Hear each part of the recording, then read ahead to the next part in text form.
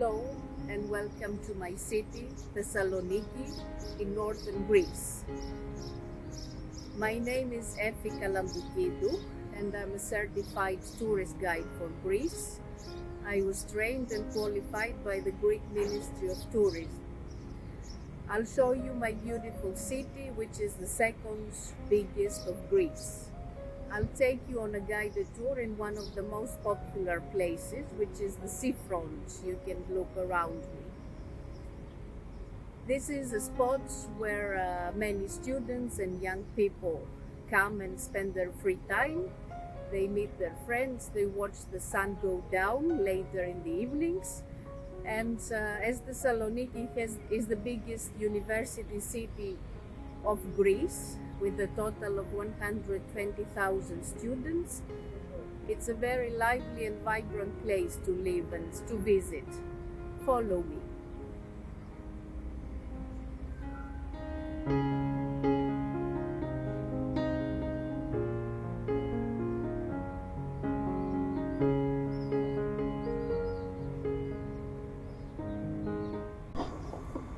Thessaloniki is today a city of around 1 million people, and it has always been a major and strategic seaport from ancient till modern times.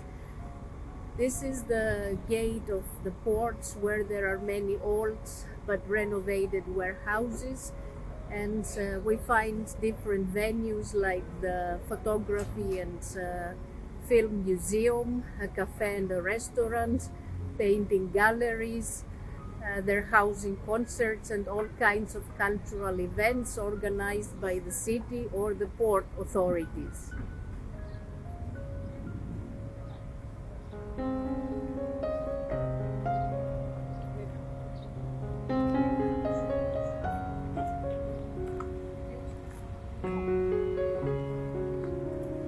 The old customs building behind me was from the beginning of the 20th century by the architect Eyemmersive, and it was the very first building of my city that was made of concrete cement. Back then that was the modern technology building material. Today it houses the passenger station for the port, for the ferry boats and the cruise ships. This is very well known to the locals as the heart of the city center. It's Aristotle Square, and it was designed and built by French architects in the beginning of the 20s. The architect's name was Ernest Ebrard. Ebrard designed it with shaded galleries, arches and columns to help the place protected by the hot sun and the rain. This style is known as the Neo-Byzantine style because it imitates the early Christian churches. So the square is a rectangular shape if you have a look around. It opens to the seafront, so the fresh breeze comes in and keeps the place cool, and it extends all the way to the foothills on the other end of the city center. On the other side, if you follow me, it's the bronze statue of Aristotle, now behind me. He was known as the tutor of Alexander the Great in the 4th century BC, and he was one of the most famous ancient Greek philosophers. So the square is named after him as Aristotle Square.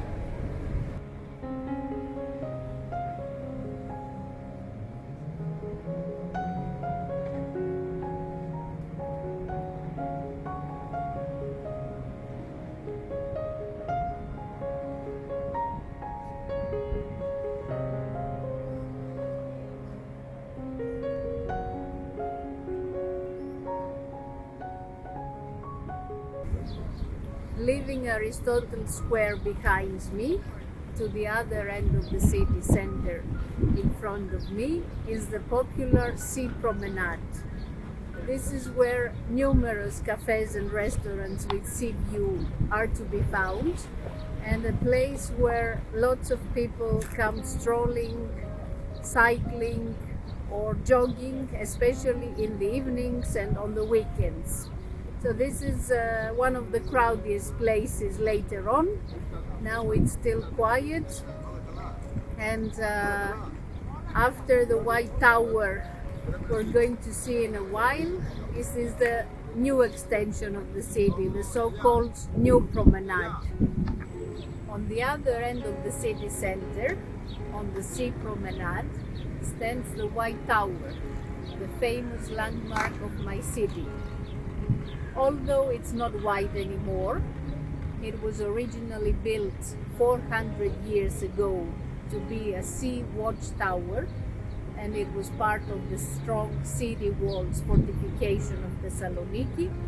The Ottoman Turks converted the tower into a prison in the 19th century.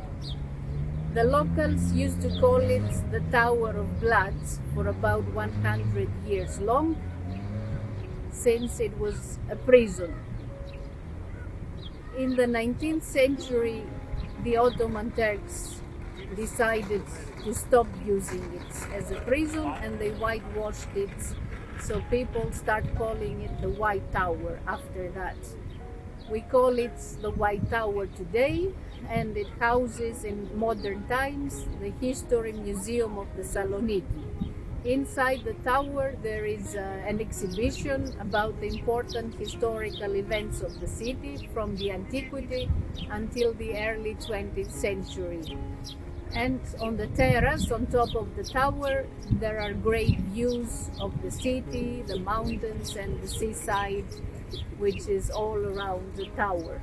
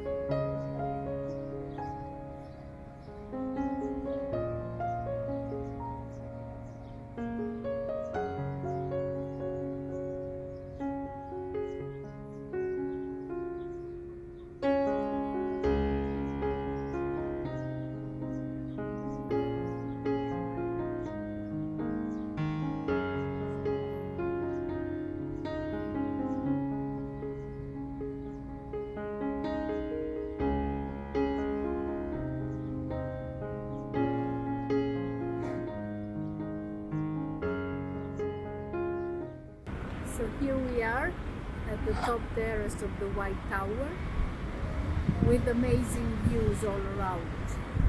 Take a look.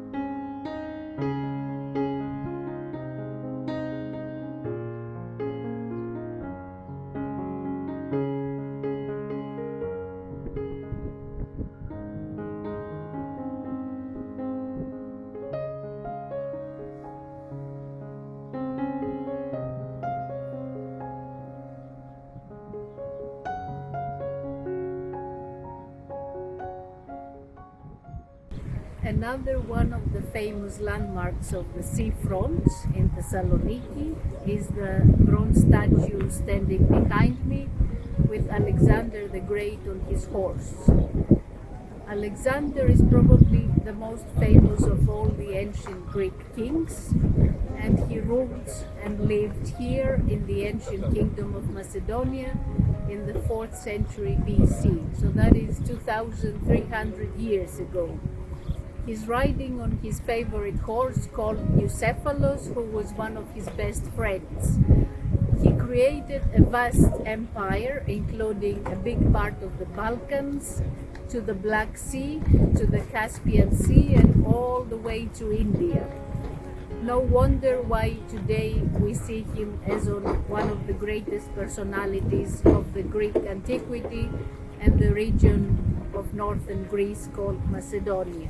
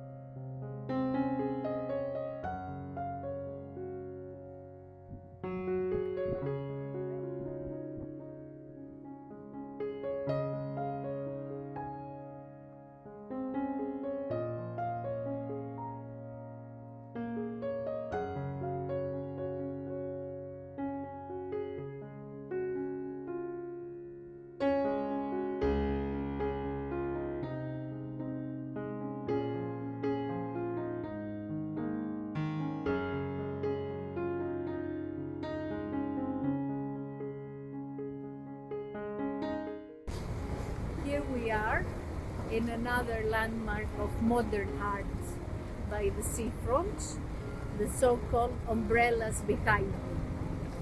The artist who created them was internationally famous, and his name is Yorgos Zongolopoulos.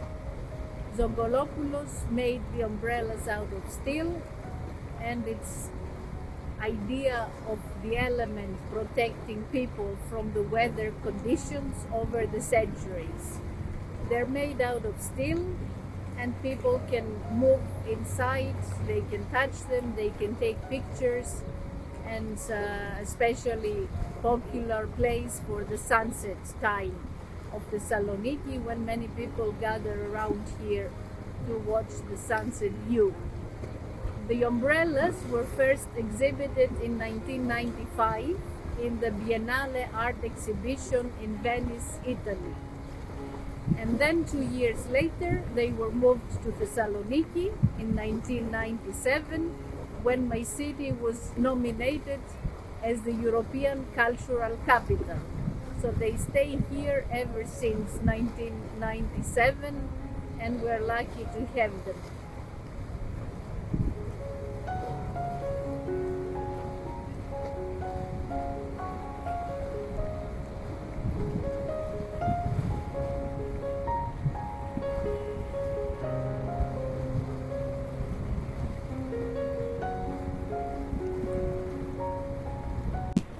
That was my short story for you. Thessaloniki has so much to offer. Ancient Greek ruins, early Christian churches, most of them in the UNESCO Heritage Site list, Ottoman mosques and bathhouses, Jewish synagogues, marketplaces, great gastronomy, nightlife, conventions, festivals, concerts, all kinds of events can be found here. But most of all, it's people, the locals, with great hospitality. So don't miss the opportunity to come and join us in person for a guided tour to the past and the present of my city. Visit Thessaloniki.